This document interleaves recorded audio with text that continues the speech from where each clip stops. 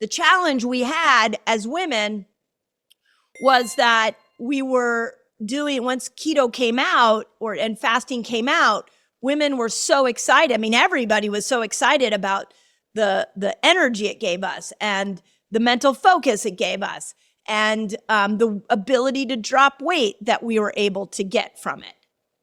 But then when women were doing it all month long, they started to see that it was at the expense of another key hormone, which is progesterone.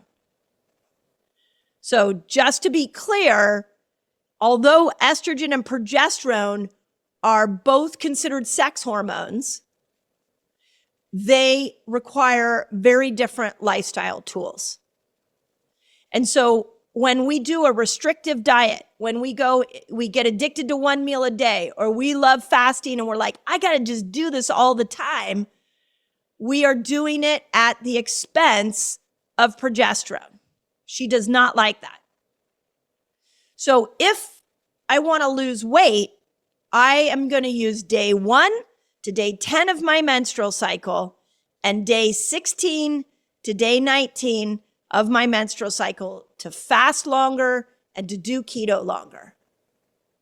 That's how I map that. And now I'm minding the principles of estrogen.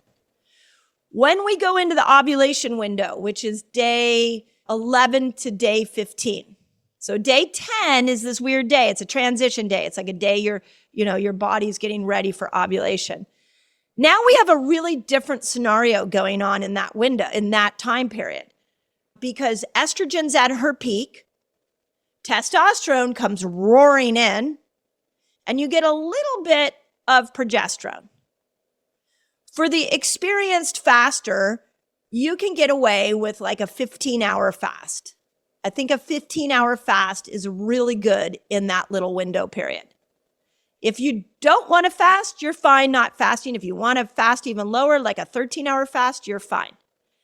But when you open up your eating window during ovulation, it is massively important to lean in to more of what I call nature's carbs. And nature's carbs are basically anything that has been grown on a tree or come out of the ground and didn't require any alteration. So like you could say wheat is a nature's carb, but most people don't just take a wheat stalk and eat it. It has to be milled and refined in order to be put into a flour so that we can make a bread. So now it's a man-made carb. To me, nature's carbs are like fruit, potatoes, all the vegetables that came out of the earth and were instantly ready for me to eat them. When you're in that ovulation window, you're eating those nature's carbs are really important because they have a ton of fiber in them. And you need fiber to be able to feed the bacteria in your gut that break down your hormones. Your hormones have to be what we call metabolized. Metabolized is where you take a hormone that's been produced and you make it usable for the cells. It's very much like if you have to export a document to be able to email it to somebody. You have to change the format of that document so that it can be sent as an email. So the same thing during ovulation, you have all of these hormones surging in. And so you need to step out of keto. You need to go into these hormone feasting foods. You need to eat more carbs so that you can feed your gut so that you are able to break these hormones down so they're usable to your cells. So I like to use ovulation for a lot of fiber-fueled meals. You can still fast. It just has to be a little shorter because progesterone's around. She's hanging around. And progesterone doesn't like when we fast longer. When you come out of ovulation, now all your hormones drop and you are able to go into a shorter eating window and a longer fasting window.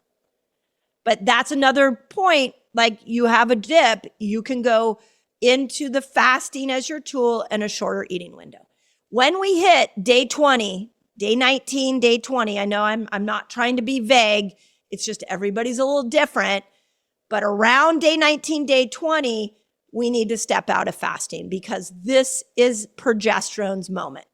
She needs to peak. You have to have a high amount of progesterone in order for your uterine lining to shed. If you don't hit, just like estrogen during ovulation, she has to peak in order for an egg to be released. Starting day 19, 20, progesterone has to peak in order for that uterine lining to shed. That's what will trigger the uterine lining to shed and for you to bleed is progesterone hits a peak. So we need more carbs, less stress, less fasting. So you could customize your fasting lifestyle through your menstrual cycle following those guidelines. That's what Fast Like a Girl was all about. Now, the good news is that I have a sequel coming out called Eat Like a Girl. And that sequel is all about the eating window. What do we look at according to the menstrual cycle? And my menopausal friends, I heard your cries of like more postmenopausal information. So there's a whole chapter dedicated to you. There's a ton of information in there about how we eat to help our postmenopausal symptoms and how do we eat when we don't have a cycle. So I got you covered there. But what I want you to think of and when we're customizing a fasting lifestyle, I really want you to think about moving this eating window around according to your lifestyle demands, according to what you're trying to accomplish with your body, and according to where you are within your menstrual cycle or what your hormonal needs are. So it's movable.